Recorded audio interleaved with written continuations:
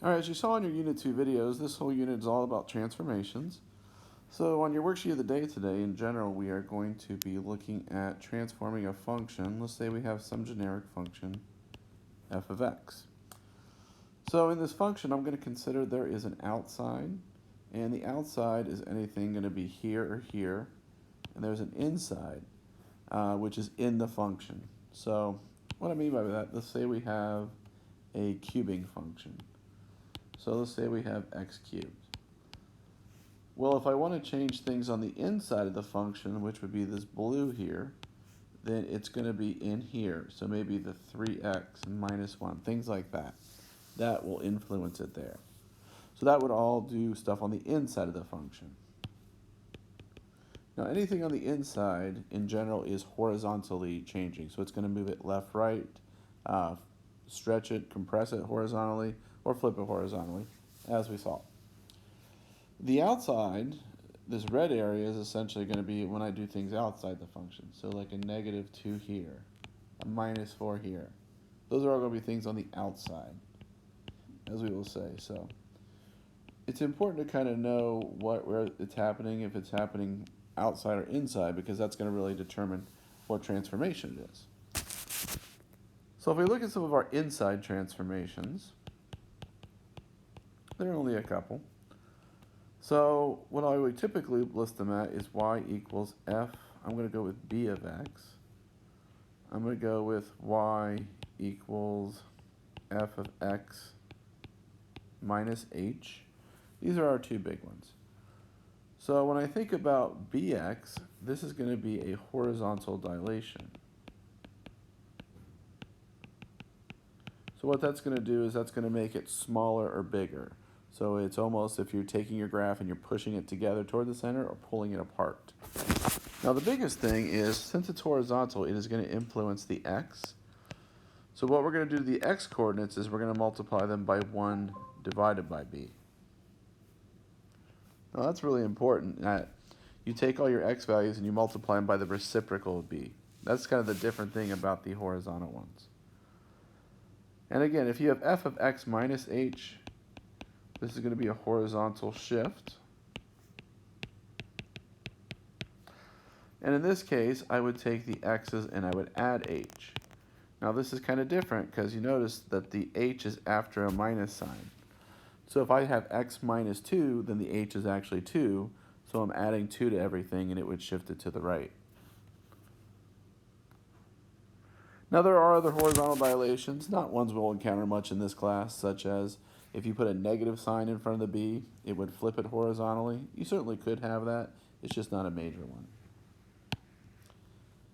So my outside popular transformations, we can do a couple things. We can dilate it by multiplying the number. And so this is going to be what we call a vertical dilation. Stretches and compresses. Now, anything on the outside is going to influence the y. So this would be y times a, multiplying all the y's times some number. Now, if they are negative, you can do it at the same time, because if it's negative, just kind of so negative a values will also flip it. But if you multiply all the y's by a negative a versus an a, it will do that flip for you. Now the last major one I want to talk about is y equals f of x plus k. So when I'm adding the same number to the outside, that's going to be a vertical shift.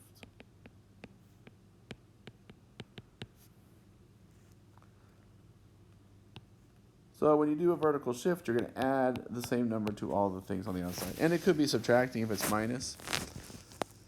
So these are the major transformations, kind of in a real quick summary. Obviously the video goes into more detail about the types of dilations and things like this, but just a quick summary. In practicality, you can use most of these problems with just this list of transformations right here. And we'll do a couple examples that are similar to your worksheet of the day today, just to kind of see how we apply these. So there are two major types of problems. The first one is one like this that you saw in your worksheet of the day and in your notes, where you have some function, you want to list the transformations. When you have some function. So this is obviously a square root function as the parent function.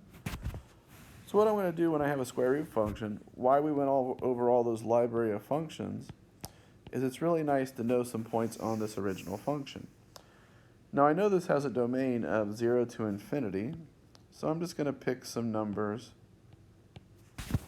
on this graph. Now you notice I didn't pick 0, 1, 2, because the square root of 2 is not very nice. But the square root of 4 is 2. It's really nice.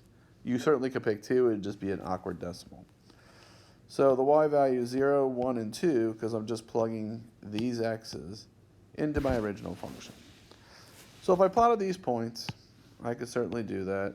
We kind of know what this looks like.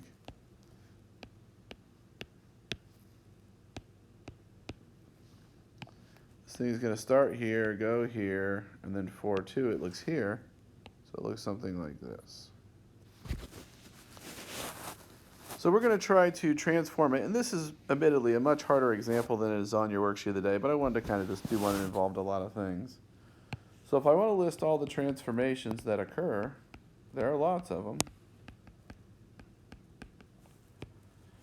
So first thing I would do is look inside the function. So the inside the function is going to be things here.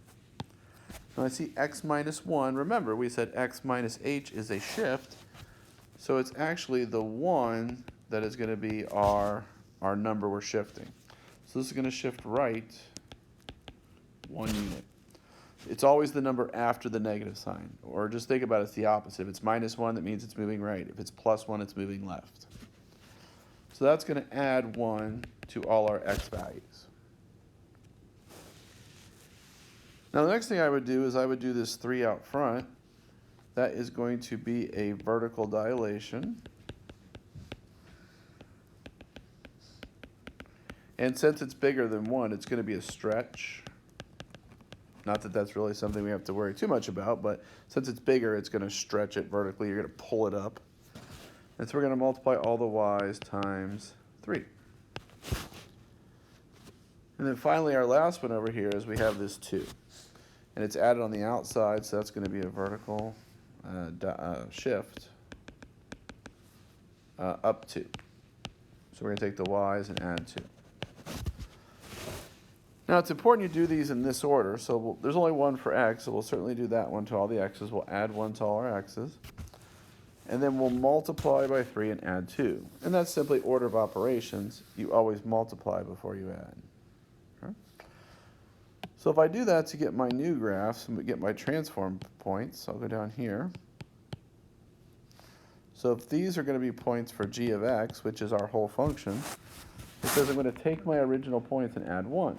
So I'll get 1, 2, 5. So I'm just adding 1 to all my original x values.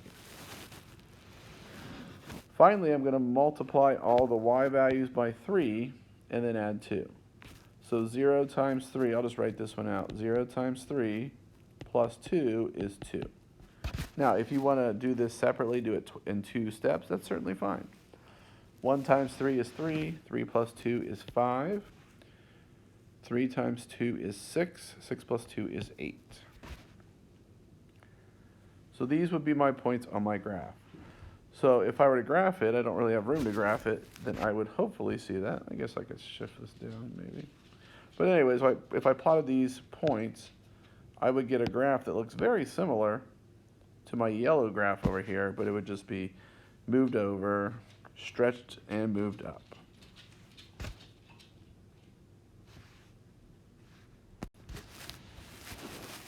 All right, the last kind of example I want to show you is one of these kind of generic graphs. These are pretty popular. It's really the same thing we just did, except for the points are kind of given to you in this odd graph. And then you can just plot them. So I have this function f of x here, and I just have these odd points. So we have these points, so they just kind of form our table. And so our transformations, if we look over here, so we'll start inside, we have the 2. So we have a horizontal dilation. So remember, the horizontal dilation, we're going to take the x's and multiply by the reciprocal. So multiply by 1/2. That's the odd one. Usually that's the number, but it's the reciprocal for the dilation.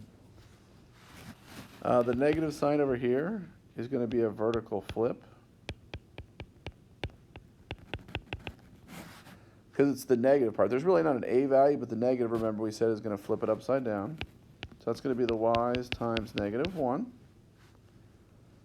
And then finally we have this 3 at the end, which is again just a shift down by 3, which is y minus 3. So same idea, we're going to go ahead and we're going to get our new table here. So this is going to be our y equals negative f of 2x minus 3. So first I'm going to multiply all the x's by half. Now when I multiply an x by half, that's the same as dividing by 2. So if I take -3 and divide it by 2, I just get -3 halves, or -1.5 would be good as well. -1/2, 2 divided by 2 is 1, and 3 halves. So we got some decimals here. So, they're nice decimals, but that certainly can happen because when you multiply by a fraction or divide by a number, that certainly happens. Then we're going to turn the numbers negative and subtract 3.